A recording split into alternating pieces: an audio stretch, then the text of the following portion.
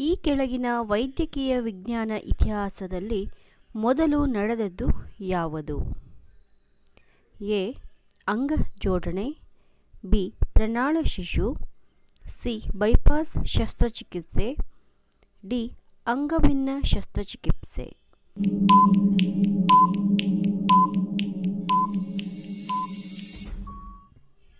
ಉತ್ತರ ಅಂಗಭಿನ್ನ ಶಸ್ತ್ರಚಿಕಿತ್ಸೆ. ಗಾಳಿಯ ಗುಳ್ಳೆಯೊಂದು ಕೆರೆಯ ತಳದಿಂದ ಮೇಲೆ ಬಂದಾಗ ಅದು ಏನಾಗುತ್ತದೆ? ಎ. ಗಾತ್ರದಲ್ಲಿ ಸಣ್ಣದಾಗುತ್ತದೆ, ಬಿ. ಗಾತ್ರದಲ್ಲಿ ದೊಡ್ಡದಾಗುತ್ತದೆ, ಸಿ. ಬಿಸಿಯಾಗಿರುತ್ತದೆ, ಡಿ. ತಂಪಾಗಿರುತ್ತದೆ.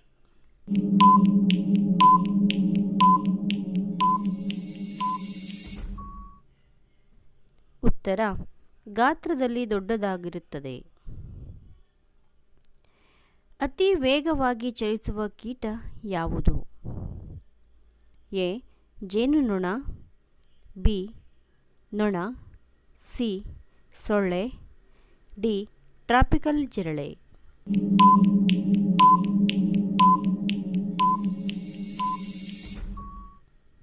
ಉತ್ತರ ಟ್ರಾಪಿಕಲ್ ಜಿರಳೆ.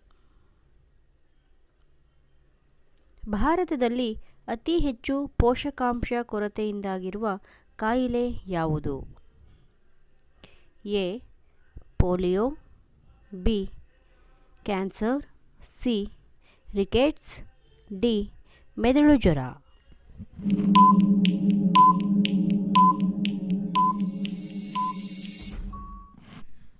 ಉತ್ತರ ರಿಕೆಟ್ಸ್. ಜೀವಿಗಳಿಗೆ ಹೆಚ್ಚಿನ ಪ್ರಮಾಣದಲ್ಲಿ ಬೇಕಾಗಿರುವುದು ಯಾವುದು? A. Potassium, B. Sodium, C. Calcium, D. Magnesium.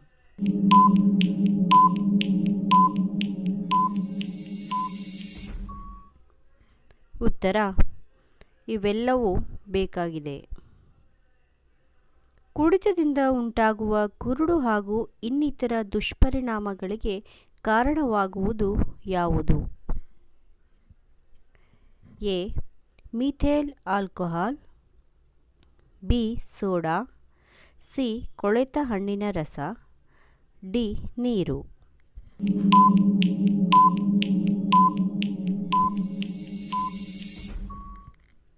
ಉತ್ತರ ಮೀಥೇಲ್ ಆಲ್ಕೋಹಾಲ್. ಮಾನವನ ಶರೀರದಲ್ಲಿ ಚರ್ಮದ ಕೆಳಗಡೆ ಇರುವ ಕೊಬ್ಬು ಯಾವುದಕ್ಕೆ ತಡೆಯಂತೆ ವರ್ತಿಸುತ್ತದೆ? ಎ. ಶೀತ ತಡೆಯುತ್ತದೆ, ಬಿ. ಉಷ್ಣ ಹೆಚ್ಚಾಗದಂತೆ ತಡೆಗಟ್ಟುತ್ತದೆ, ಸಿ. ಕಾಂತಿ ಹೆಚ್ಚಿಸುತ್ತದೆ, ಡಿ. ಉಷ್ಣ ಹೆಚ್ಚಿಸುತ್ತದೆ.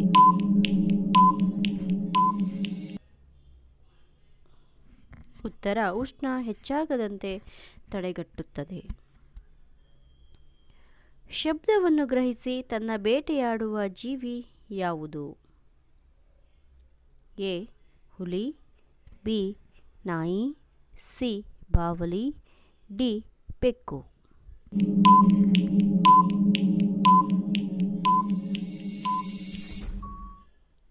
ಉತ್ತರ ಬಾವಲಿ. ಮಲೇರಿಯಾ ಈ ಕೆಳಗಿನ ಯಾವುದರ ಮೇಲೆ ಪರಿಣಾಮ ಬೀರುವುದು? ಎ. ಮೆದುಳು, ಬಿ. ಸ್ನಾಯು, ಸಿ. ರಕ್ತ ಜೀವಕೋಶಗಳು, ಡಿ. ಶ್ವಾಸಕೋಶ.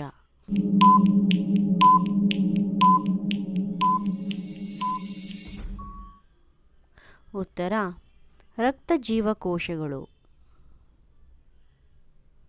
ಒಡೆದ ಪಾತ್ರೆಗಳಲ್ಲಿ ಅಡುಗೆ ಮಾಡುವುದು ಇದನ್ನು ಸೂಚಿಸುವುದು? ಎ. ಬಡತನ, ಬಿ. ನಷ್ಟ, ಸಿ. ಅನಾರೋಗ್ಯ, ಡಿ. ದಾರಿದ್ರ್ಯ.